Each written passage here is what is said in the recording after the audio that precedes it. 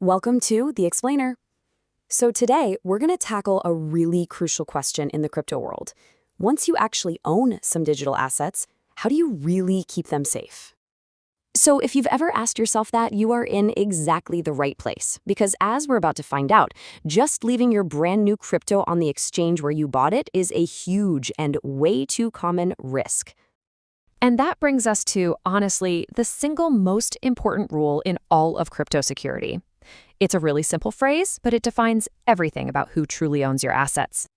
You have got to burn this phrase into your memory. It is the absolute foundation of everything we're going to talk about. It just means that if you don't control that secret code, the private key that lets you send your crypto, then you don't really own it. The person or the company that holds that key does. Simple as that. So what exactly is a wallet then? Well, the best way to think about it isn't like your physical wallet that holds cash. It's more like a super secure digital keychain. See, it doesn't actually hold the coins themselves. It holds the keys that give you access to them on the blockchain. You see, when you leave your crypto on an exchange, you're basically just trusting some other company with your keys. And that opens you up to some pretty serious risks. I mean, history is just full of stories of catastrophic exchange hacks that have cost people billions. Exchanges can go bankrupt, or they might just decide to freeze your withdrawals without any warning. Your own wallet, on the other hand, is like your own personal vault. You're in complete control. Okay, so let's get into it. The very first and honestly most critical decision you're going to make when you're choosing a wallet is whether you want a so-called hot wallet or a cold wallet. This one choice really defines your whole security setup. Okay, so the difference here is actually pretty simple, but it is so important. Hot wallets are basically software that's always connected to the internet. That makes them super convenient for, daily use, but it also makes them way more vulnerable to online attacks. Cold wallets are physical devices that keep your keys completely offline, which gives you the highest level of protection. So it really boils down to this fundamental trade-off, right? Convenience versus maximum security.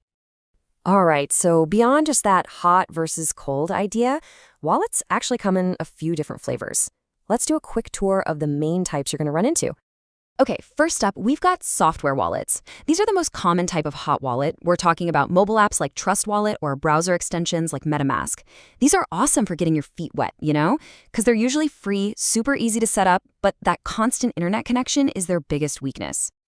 All right, next up, hardware wallets. Now, these are the physical devices we were talking about, the most common type of cold wallet, and they are considered the absolute gold standard for security. They keep your private keys totally isolated from the internet, safe and sound from any online threats.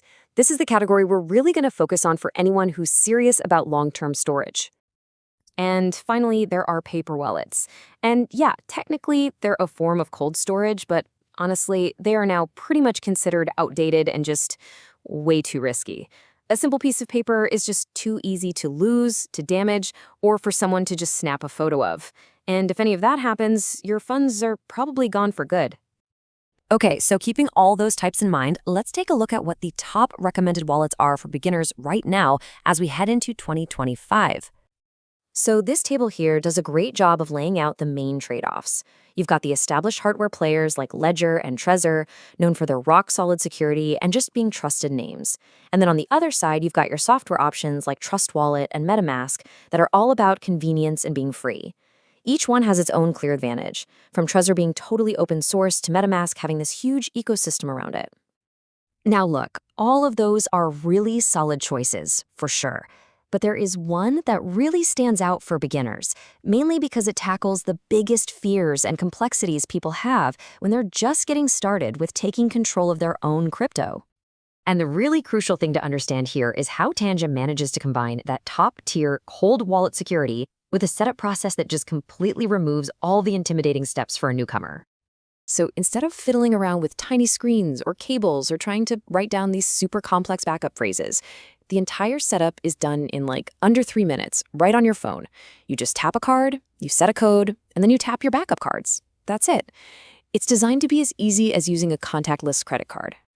But here's the thing, that simplicity doesn't come at the cost of security, not at all. The chip inside each one of these cards has an EAL6 Plus certification. Now, that's the highest level of security assurance a chip can get. We're talking the same grade that's used in things like biometric passports and high-security bank cards. It means it's been through intense professional testing against really sophisticated attacks. So you can really start to see how each one of these features is designed to solve a really common problem, right?